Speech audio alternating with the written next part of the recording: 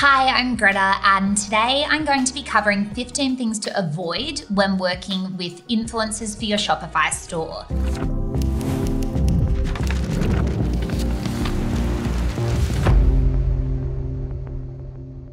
So by avoiding these things, you're much more likely to run a profitable influencer marketing campaign. So let's get started.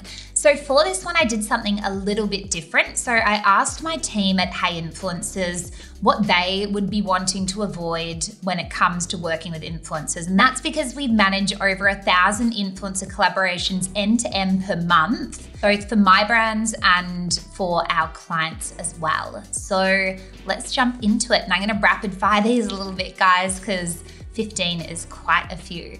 So first up we have from Evie, asking too much. So does the brand have an irresistible offer? If you're asking for more deliverables, you're probably going to need to put up a better offer, and that might be product or it might be budget. Cookie cutter responses. So just be more personal, guys. I've got messages saying hi first name, where they haven't even shown the attention to detail of taking out the placeholder first name. I don't even love like hi babe or hi honey or something like that. I'd just rather hi Greta. And then Ev's got lack of creative freedoms. If you don't give an influencer enough creative freedom, the content can come across inauthentic and followers see straight through that.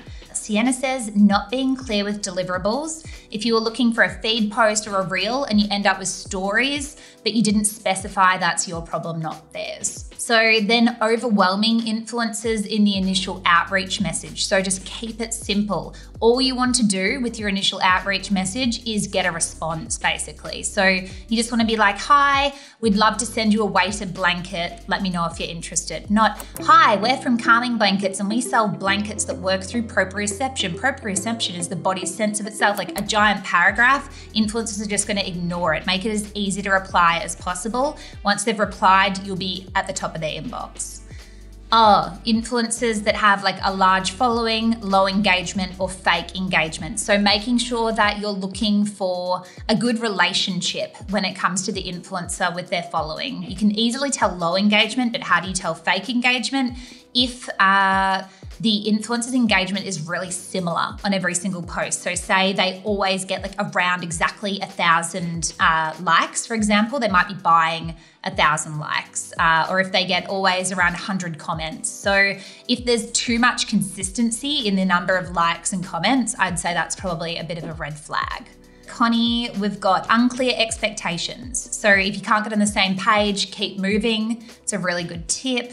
Thinking only with a macro lens. Micros can have just as much value. That is very, very true. If you tell any very, very junior influencer marketing manager, go and make me a list of 20 influencers, they're going to give you 20 kind of like verified top tier macro influencers.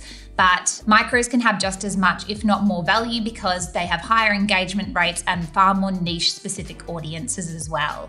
And then Connie has not having a strategy. So sending product out without knowing what you're wanting in return. So what is your goal for that campaign? Is your goal to increase your brand's following with a giveaway? Is your goal to increase conversions with, say a discount code track campaign? Just think about what you're looking to achieve in that campaign before you get started, and it'll help kind of reverse engineer the campaign around that goal. So next we've got Alina.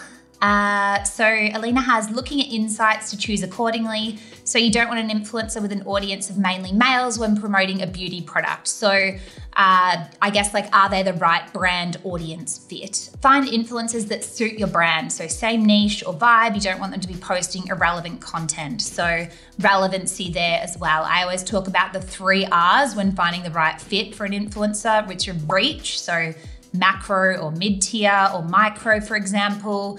Relevancy, so the niche of the influencer or how well their audience will be relevant and fit with your brand. And then relationship, which are things like engagement, which we spoke about a little earlier. Problematic influencers. So make sure you do your research on influencers, and if they're controversial or, like the way that they interact with other people, just making sure that they treat people in the way that you would want your brand to be treating people. Because if they're going to be representing your brand and commenting back to people, if they're really harsh and blunt and quite rude, it can come across pretty badly for your brand. Or if they've been involved in, a recent controversy on social media, there's kind of a lot of them.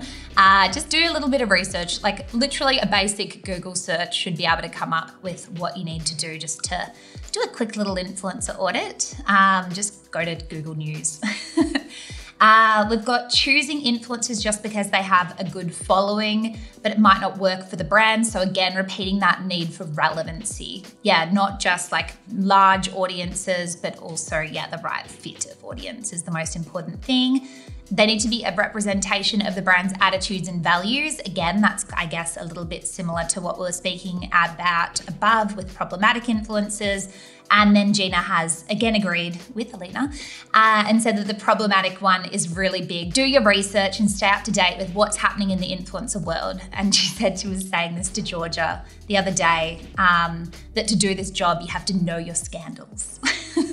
So that's a nice little note to end on. So those are 15 things from my team that manage over 1,000 influencer sendouts end to end, all the little things that they look to avoid when working with influencers. And as we know, the things that you avoid in a campaign can determine the success just as well as the things that we, want to achieve. So hopefully you guys found that valuable, and I will see you in the next video. Hey guys, hope you're loving our videos and that you're getting heaps of value from them.